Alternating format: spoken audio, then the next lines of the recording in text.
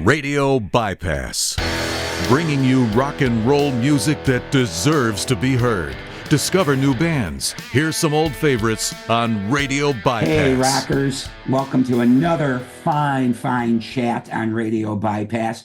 Today, we're just absolutely honored to be joined by a man that has been part of two of my favorite bands, Blackfoot and Lynyrd Skynyrd. Please welcome Mr. Rickey Medlocke. Thanks for joining us on Radio Bypass, Rickey. Hey, thank you for having me. It's an honor. It's an honor for me as well. So good to talk with you. And there's so much we can talk about. We could be here all night, but let's start with the present.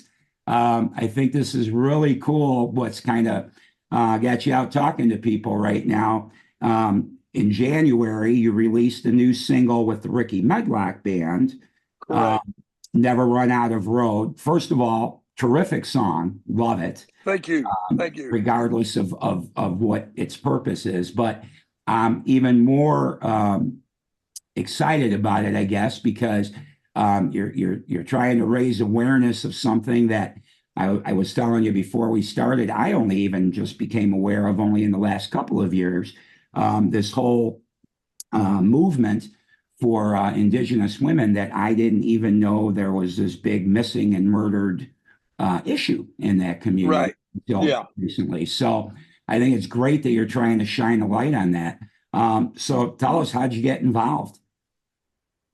Well, it kind of started years ago.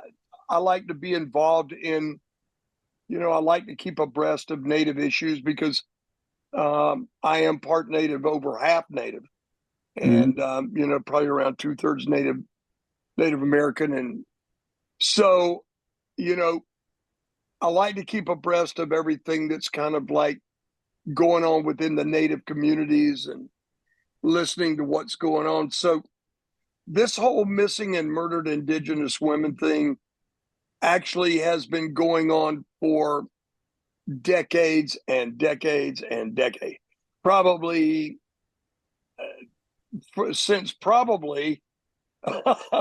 since this country began.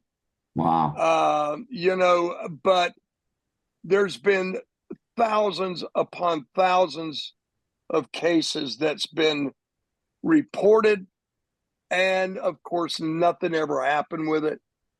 Never really investigated, kind of swept under the rug, and I undertook trying to do a TV show here quite some time ago through William Shatner's production company, and everything was going really good.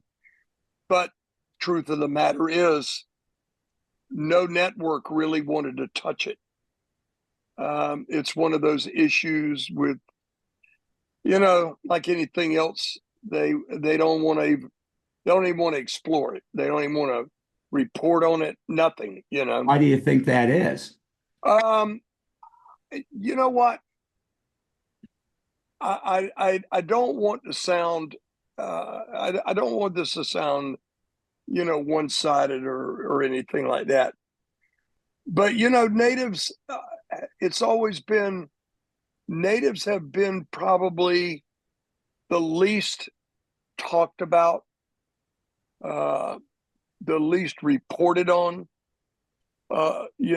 people in this country. And to me, it's almost like, I don't want this to sound too weird, but it's almost like they're not even counted as actual American citizens.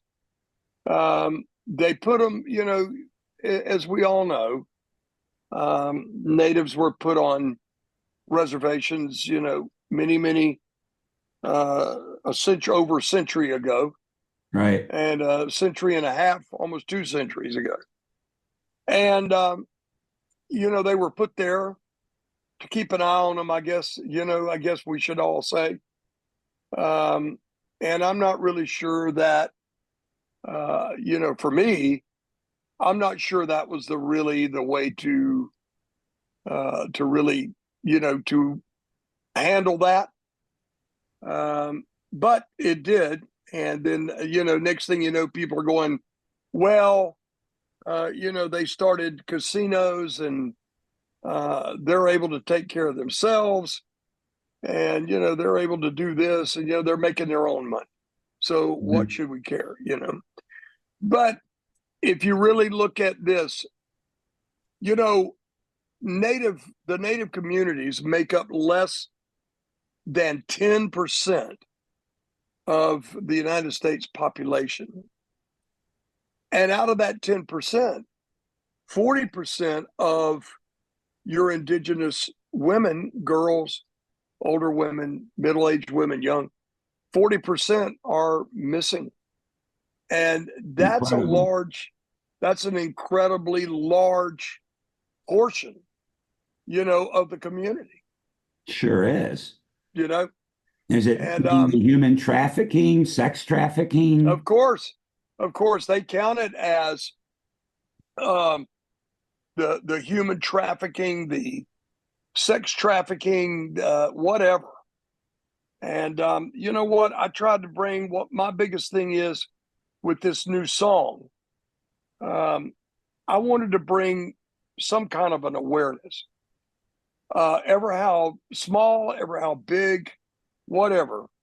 Just bring an awareness to a problem that's ongoing and has been ongoing for so long, Right. Well, that's wonderful that you did that. Like I say, as I've become aware of this issue myself, I've been just flabbergasted by it. Right. So you're definitely doing the right thing, trying to get the word out there. I think more of us need to know. Now, one thing that I've never been clear on, you mentioned the reservations and these crimes, because I believe reservations are usually policed with their own reservation police forces. Is that true or not? That's been an exception, but I don't know. Here's the thing: if a crime is committed on the reservation, it has to be investigated by the federal authorities. Okay. Even though they might have their own, they might have their own police force, it has to be investigated by their own, by the federal authorities. And that's where the breakdown comes. So it sounds like at the federal level, we're dropping the ball here. Well, you said it. I didn't want to say it. I'll take that responsibility. I don't care. There you go. Wow. Well, that is something else. Well, I hope that, that this helps, this song helps. And for those of you that haven't heard this song, with or without this cause, it's a killer track. We'll play it at the end of this interview. I've already played it on our weekly music show, but I want to play it again and add it to this. Yes. And if you go over to RickyMedlocke.com, you can get the song there, and proceeds are going to this cause, to the missing and murdered Indigenous women. You can get more information there. I looked at your website the other day. In fact, I ordered one of your T-shirts that I very good to support the cause. I was hoping it would show up in time for our chat today, but it hasn't arrived yet. But I'll have to phone over there and get on to them. That's right, man. My order number still says pending processing or something like that. Well, what we do is, as the order comes in, that's when the shirt is made. So, okay. We don't have a lot of, merchandise just sitting there, right. not doing anything, So it is cool, but it'll get to you. I promise you. Oh, I know it will. I know it will. But yeah, so it's a great cause, everybody. So, please check out RickyMedlocke.com. Yeah, it has, actually, there's links on there that you can click on for the National Indigenous Women's Resource Center. There's also another one called Dreamcatchers Charitable Fund. And I'm into animals big time. I love animals, all animals. And there's one on there for the National Wolves Society to save the North American wolves. So there's 3 charitable funds on there. donate what you can, and it's very much appreciated. Excellent. So let's talk about the song for a moment. You had a lot of people playing on it. Was it a song that you just recently wrote, or has this been around a while? Well, no. What happened was we, about probably, I'd say 7, 8 years ago, I had this song, the music to it and some ideas. And it just so happened I got a hold of my friend Charlie Starr, who plays with Blackberry Smoke. And Charlie Starr and I initially wrote the song. And then when Mark and I started doing, the Rickey Medlocke Band, we wanted something to promote. And Mark came in, added some stuff to it. So the three of us wrote the song. And as the title says, never run out of road. Rickey never runs out of road. I've been doing this for so long, and I love the tour. I love to be out playing for people. I love to entertain people. It's been my life's blood ever since I was a small kid. I was raised around parents who traveled, who played on the road. My grandfather did. And being raised around my grandparents, I would go on the road with them occasionally. And it was really a lot of fun, for me as a kid, And that's how I cut my teeth, learning how to play guitar and learning how to play drums, and, ended up being one of the original drummers for Lynyrd Skynyrd, the whole bit. Right. But guitar became my wine of choice. And I've loved playing guitar since I was 5 years old. And I thought about it one day. I said, wow, I just turned 74. And I thought about it, how long I'd been playing guitar. And I was just like, I couldn't believe it myself. So, but I love playing the guitar. Getting the call to join Lynyrd Skynyrd back in '96 and joining them then was just really the icing for me, icing on the cake. I was at a crossroads at the time in my life where I really didn't know exactly what I was really going to do. In 96, you're talking about. In 96, well, actually, it was a little bit before that. I'd kind of reached a crossroad in my life at about in 94, 95, and didn't really know exactly, which way I was going to turn and what I was going to do. So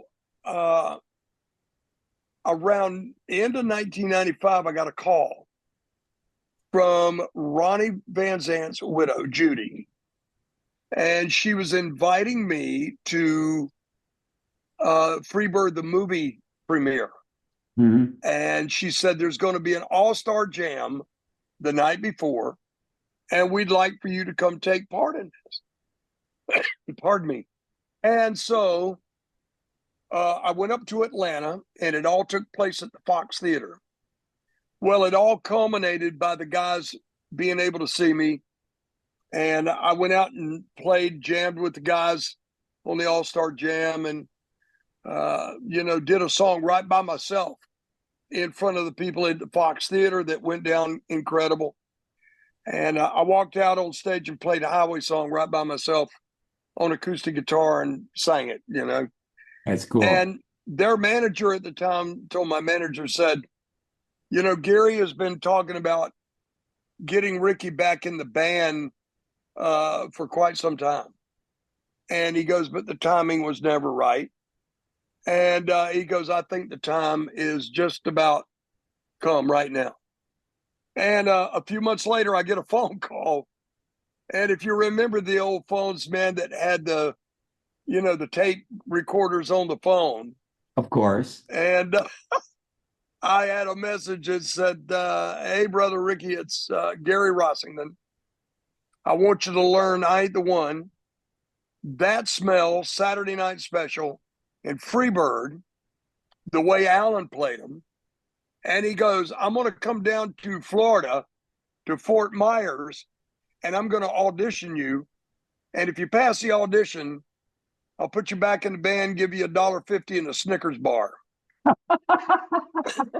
I'm sure the I Snickers thought bar really had that summed it up. So what was really funny, quite a few years later, about 10 years later or something, we had just finished the show, and we usually do a quick out from the show. We go get on the bus or in the vehicles and leave, but kind of like Elvis has left the building, you know. Right. And we go get on the bus, and I'm walking up on the bus, and in the galley, on the counter, there is, wrapped up in cellophane, there's $1.50 and a Snickers bar. and under it was a note that from Gary that says paid in full. A man of his word. Yeah, he was. Oh, he was that, definitely. Yeah. That's awesome. That's funny. Well, let's backtrack just a little bit, because I think even some of my friends that are Skynyrd fans that aren't geeky like me, that likes to know every fact about all my bands. Yeah. Some of them have even asked me this. So way back in like 71 or whatever is when you played drums on some Skynyrd demos, right? Correct. Yeah. And so the first question I've never been clear on this. Did you guys all grow up in like the same neighborhood or something? I mean, you had already known. Yes, in the west side of Jacksonville. It was interesting. I go back to my granddaddy. I mean, he had Shorty bands. Medlocke. Yeah, Shorty Medlocke. He had bands basically all over, you know, like all over Florida. But he played a lot in Jacksonville. And what was really cool is that Ronnie and Johnny's parents used to come out to the dances. And that's how we kind of got to know the family. My parents knew their parents, and I knew those guys in Jacksonville. I mean, Gary and I had known each other, gosh, since we were about 15, 16 years old. Got it. And I'd known Ronnie and those guys. We used to play some of the same teen clubs together. You know, they'd play at the first part of the night, and then we'd play and all that kind of stuff. So it was kind of like in passing that we knew each other. You know what I mean? Right. And being in Jacksonville at the time, it was so magical back then. You had a lot of bands that was forming or had formed, and a lot of talent ended up coming out of Jacksonville. And people often ask me, you know, why do you think Jacksonville was a hot spot? The hot spot? And you know, I've always joked and said it's in the water or something. Right. But what I really believe was that you know, Jacksonville was a very transient city. You know, you had the United States Navy, several big bases there. You had the Jacksonville shipyards was there. Anheuser-Busch was there. So you had a lot of families in and around Jacksonville like that. And I believe that it just happens that these families had, you know, either the families themselves were talented musicians, and they had kids that were talented musicians. Mm-hmm. And that's what I actually believe.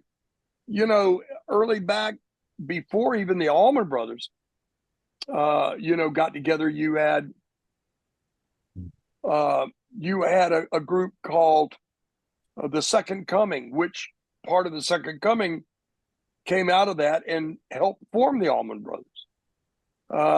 Ronnie, Gary, and Alan, and Larry Johnstrom, and the first drummer, Bob Burns, they were called the 1%. Even before that, they were something else. Mm-hmm. We were, you know, before Blackfoot was really Blackfoot, you know, you had Fresh Garbage, was the name of our band. Tangerine was another band. The Allman Brothers had two different bands, the Almond Joys and the Hourglass. And you had a lot of great talent in and out of that town. You really did. Yeah, and at the same time, you guys all kind of coming up Oh at yeah. the same time. Yeah, that's Yeah. that's It was. amazing. I got to tell you, it was amazing. It was amazing to me how this all culminated there out of that one town.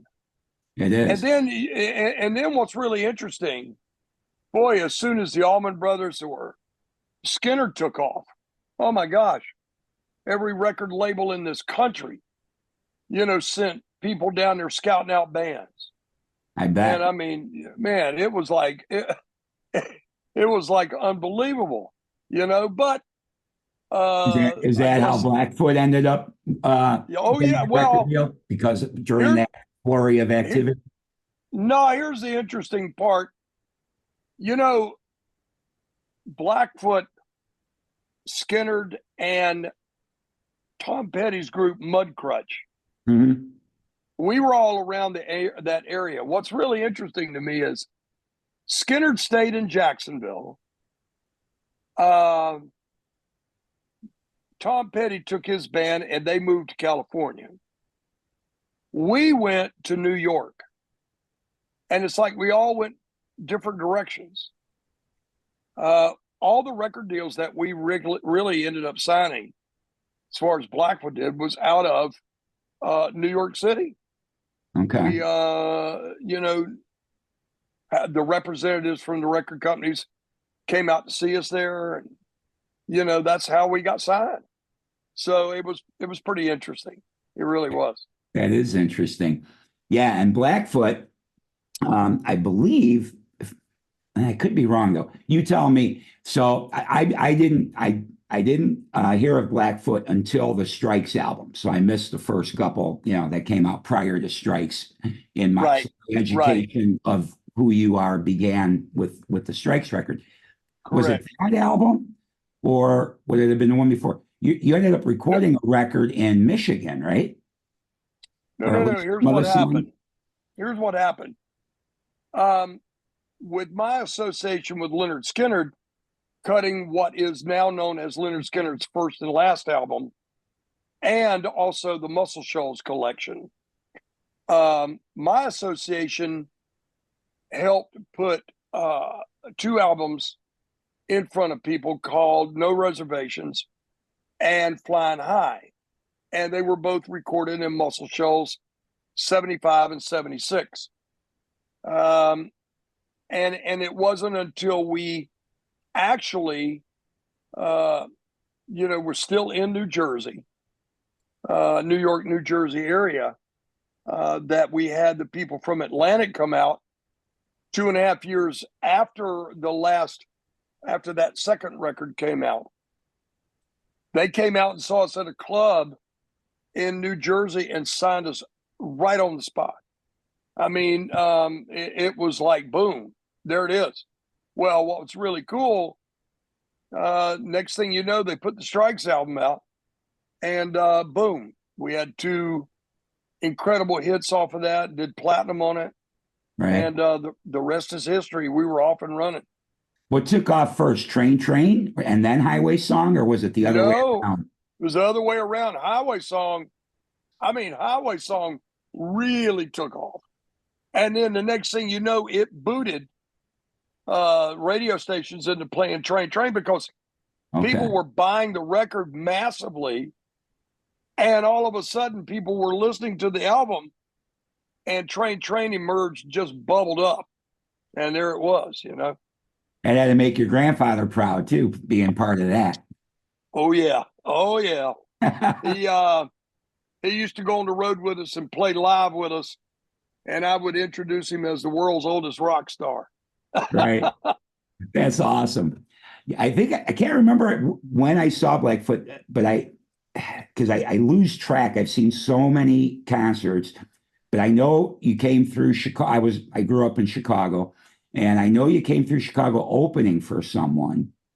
And but it might have Probably been, it either had to be, well, we came through several times. One of the times that we came through was with Alvin Lee and 10 Years After. And then we came the through one with I'm thinking of. UFO. Okay. We were touring with UFO. We were also touring with AC/DC. I mean, I'm telling you, we probably was the world's best band at being an opening act for everybody. I Right. mean, we opened for everybody, and was pretty awesome until we ran out of people to open for, and then we decided, hey, look, we've sold enough records. Let's try headlining for a while. As you should, as you should, especially by the time Marauder came around, because that probably is my number one favorite of all the Blackfoot records. Well, that record came out, and the opening act, special guest star was Def Leppard, and Def Leppard was on their High and Dry record, and they did that tour with us. And those boys, I mean, what, 16 years old, 17 years old at the Right. time? They were young. Right. And, but it was incredible. It really was. Yeah. Special time. So while we're on the subject of Blackfoot, so did I read, I don't know, a while back, because I actually thought Lynyrd Skynyrd was your one ongoing concern. I thought Blackfoot was no more, but then I thought I read there's a new lineup of Blackfoot within the last 3 or 4 years. Is that correct? Well, there was. I tried something put together. I wanted to keep the legacy of the music alive. Mhm. For me, I put together these guys, these really good musicians, young guys. Cut a record on them. I produced an album on them, a record on them, and it turned out it was called Southern Native, and it turned out really good. I mean, I was really proud of it, the way it sounded, the way they played, and the way it was presented. But as everything else happens, people get antsy, and if there's no success off the first record, they want to move on. So they Mhm. moved on. I took the name, I put the name away and shut it down. And listen, I'm happy to do so. Busy with Lynyrd Skynyrd, and that's what I'm proud of. Sure, as you should be. But you also do have this lineup that for the Never Run Out of Road, you do have a Rickey Medlocke Band lineup. Right. And I believe you played at least one or two shows under that banner Yeah. recently, didn't you? Oh yeah, we did. We played in Minnesota, Medina. We did a show there, and we did a show in St. Charles, Illinois. At the Arcada. And yeah, the Arcada, and it was incredible. I mean, we had a great time. Boy, it had been a long time. I got to be honest with you. Wow, it'd been a long time since I stood in front of a microphone for 90 minutes and sang songs. You know what I Right. mean? But you know what? I had a great time doing it. It was a lot of fun, and I'm looking forward to doing it again sometime. Excellent. All right. And then as far as Skynyrd, you guys are still out there a lot. I know you got dates coming up this weekend, all in Oh the yeah. Midwest. And a lot of the dates are still with ZZ Top as well, correct? Oh, all of them are. Yeah, it's as they say, the Sharp Dress Simple Man Tour. Right. I thought that was a good name, actually. Yeah, no, that is pretty cool, isn't it? But yeah, the Sharp Dress Simple Man Tour. It goes to the end of the month, and we take a break, and then we're doing some one-off shows each month. July's completely off, and then we're back on the road. August, us and Top again, to finish out August, September into October. So hey, if you see it, in a neighborhood near you, come on out and check it out. That's right. That's right. And I just have to ask, we kidded about my 2018 farewell tour. And we're never running out of road with Skynyrd either. But is it different for you guys now with having lost Gary? Well, that's an interesting question. I honestly, I think I'll always, I know I don't think I know. I mean, I'm always going to miss Gary. It's still kind of a raw spot in my heart, I bet. It took me a long time. It took me up until this year to really kind of come to grips with it. We do a tribute to him in the show to Tuesday's Gone. And we have all this video footage of him. And I'll be honest with you, for a long time, I couldn't even look at the video. And, Gary came to Johnny and I like in I think it was around 2016, 2017. And he basically expressed that he'd gotten to the point to where he just could not do the, 80 to 100 shows a year. Right. And, 80 to 100 shows a year is a lot. It is. So we said, we understood. And we were going to cut it back to, 35, 40 shows a year or whatever.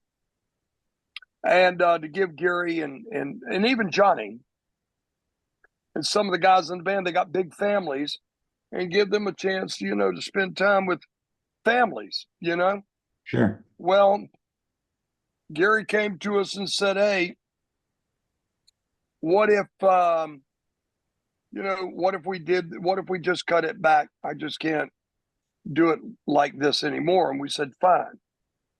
Well, they came up with this thing. Let's do a farewell to the touring, the long touring years.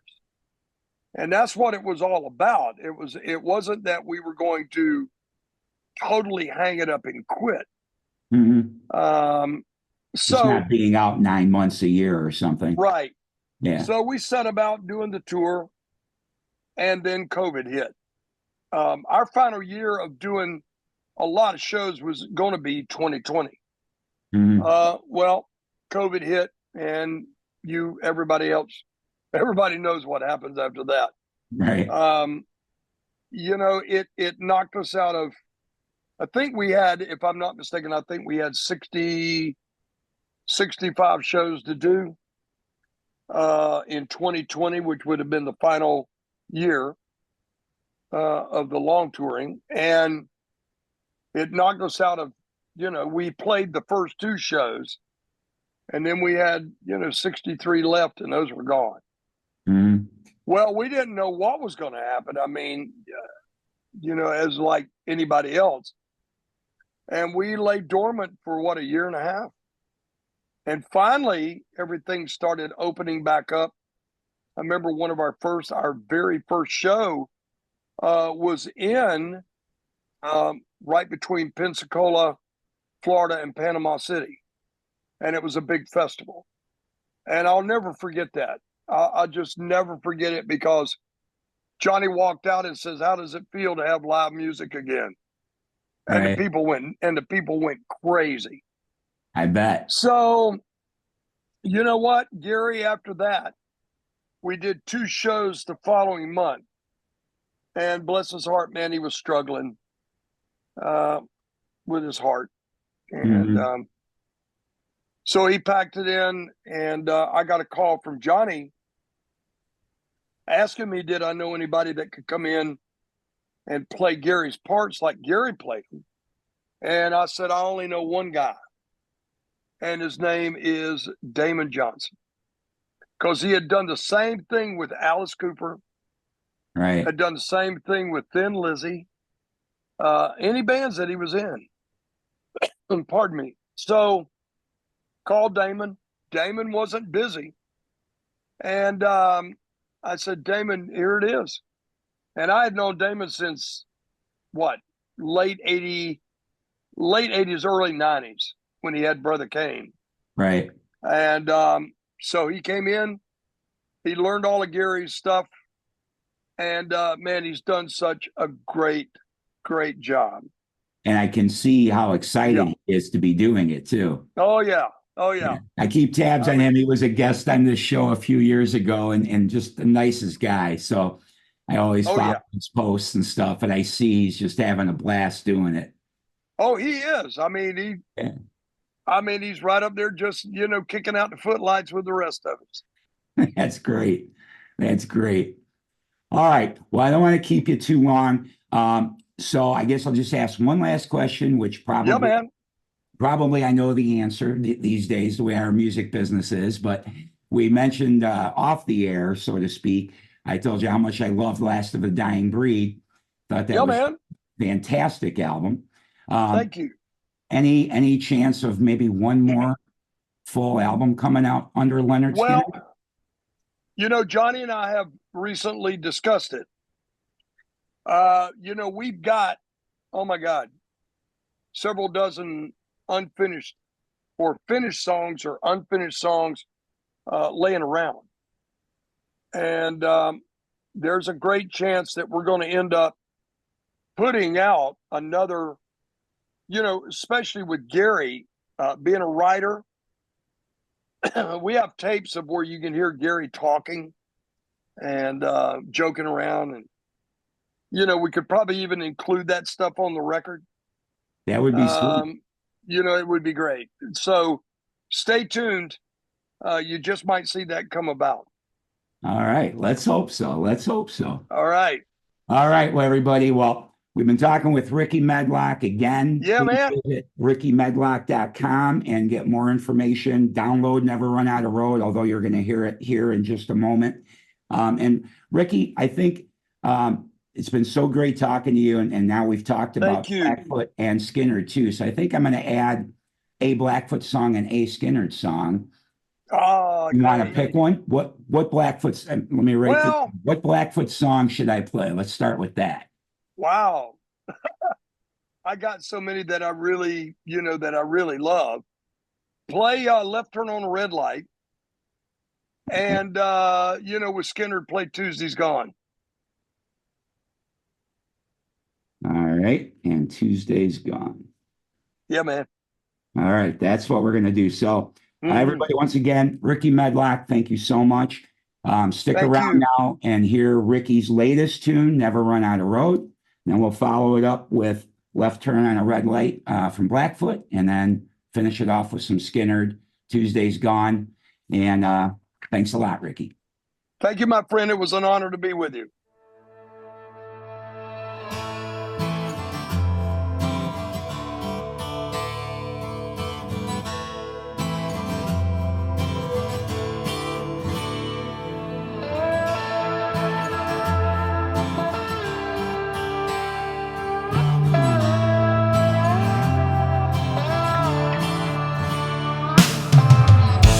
Like so many before me, I know the highway is the truth. With every mile there's a story, and never running out of road till the good Lord leads me home.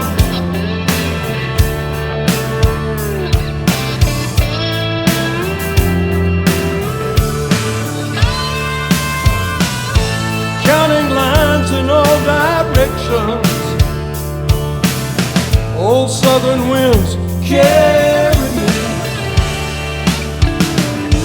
with the same old wicked temptations that lights the fire under me. I've got my reason for moving on, and I'll never run out of road. The truth will lead me on. I've got good reason for being gone, and I'll never run out of road till the good Lord leads me home.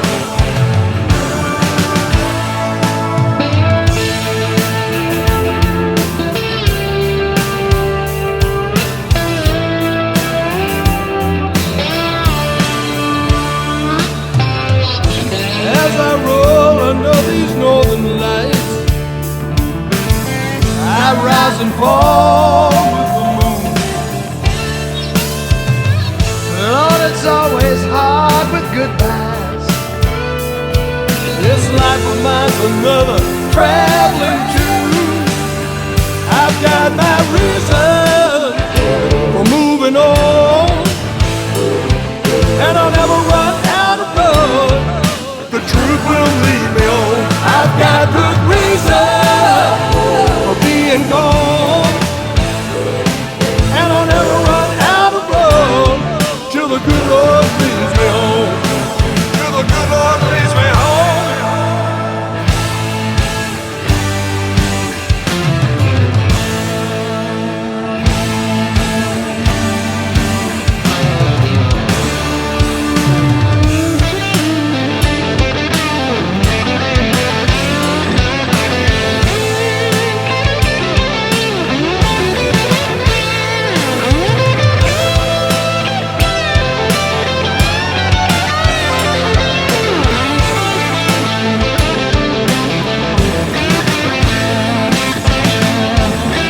They say this life it chooses you. Like my granddaddy, I chose mine. Didn't need to make no crossroads deal. Headed for the line. I've got my reasons for moving up, and I never run out of road. I've got good reasons, and I never run out of road till the good Lord leads me home. Till the good Lord leads me home. And I never run out of road till the good Lord leads me home. Till the good Lord leads me home. Leads me home.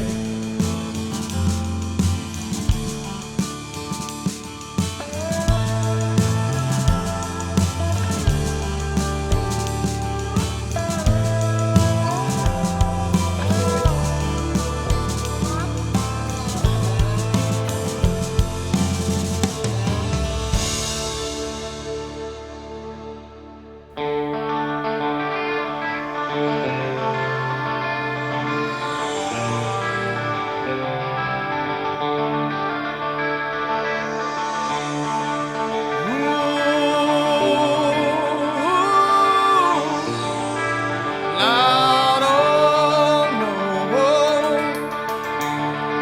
It's 9 o'clock at this old station, and my silver lining ride is right on time. And as I buy myself a one-way ticket for somewhere else on down the line, as I see the lonely faces of the people that will never come home. And when I stare into the mirror, mama, see myself all day long. Oh, and did you ever stop to wonder by the time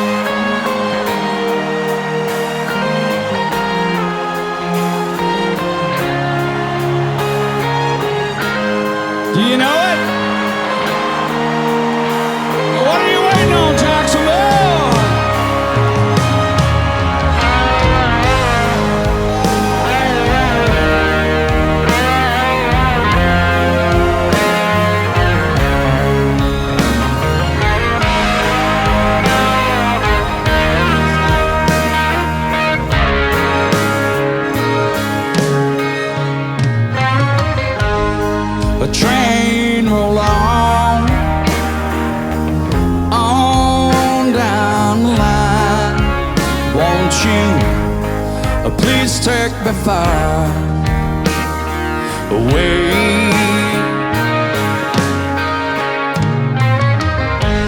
Now I feel the wind blow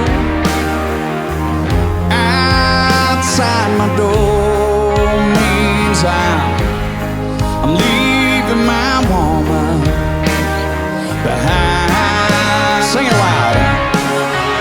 Lord, and Tuesday's gone with the wind.